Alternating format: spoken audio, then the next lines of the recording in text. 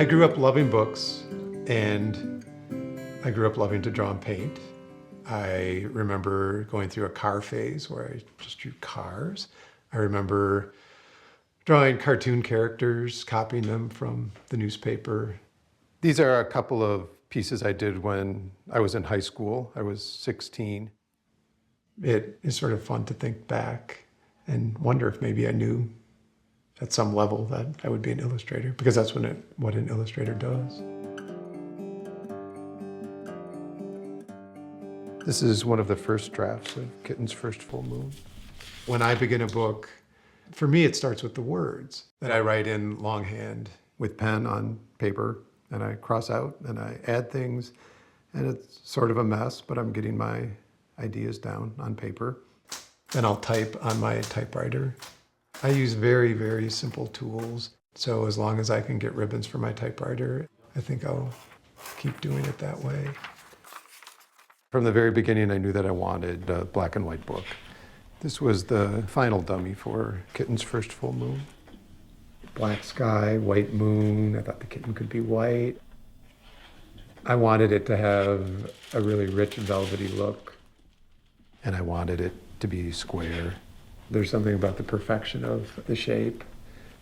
I was experimenting, but I didn't know if I wanted white on black. I didn't know if I wanted to use paper that had a gray tone to it. One of the great joys and big differences about doing the art for Kitten's First Full Moon was that I used a brush because I could just lay down a nice thick line. This is the finished art for the jacket of Kitten, which was combined with this piece of art so that the moon was behind Kitten and the type was in the moon. The first mouse book I did was A Weekend with Wendell. I used animals because I thought I could better tap the humor of the text. Lily first appears in Chester's Way. She's such a contrast to Chester and Wilson. And I like coming back to her. She lends herself to story quite well. Lily's Purple Plastic Purse is a great example of how a writer can see something in his or her life that then ends up in a book. I was waiting for a plane, and in my waiting area there was a man and his daughter who was about 6 years old. The girl had a purse with her that made music when she opened it up. She was driving her father absolutely crazy with the purse, which I found completely amusing because I was not a parent at the time.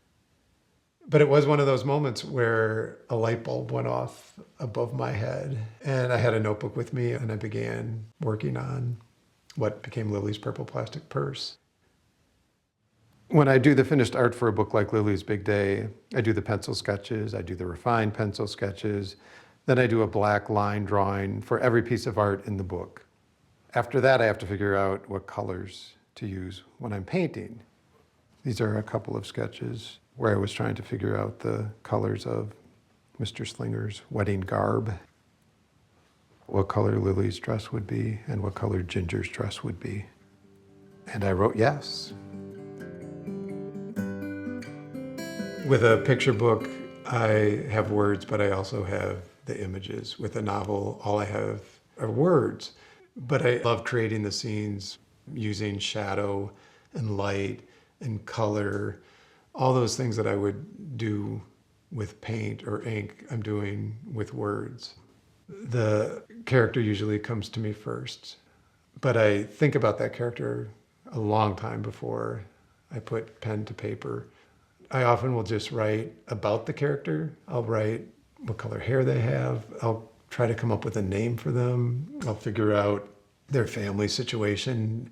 And I really like to have a clear vision in my head of that character before I begin. When I write a book like Olive's Ocean, I write in spiral notebooks with a pen. I often buy notebooks with pockets, and I'll stick maps, postcards, images, anything that might have something to do with this particular book.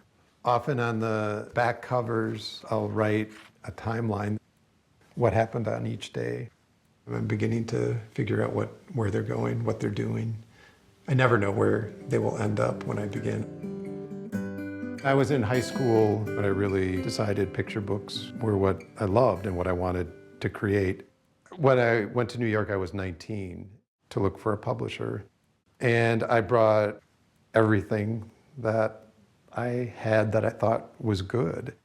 This was what became my first book, All Alone. I was filled with great hope and excitement, and I marvel at it now because I don't know if I would have the guts to do it. If we expose our kids to books and art, nothing but good can come from it. All that thinking that goes behind it, all the choices I make, all of that's secondary to just creating a great book that is entertaining, that a kid will love.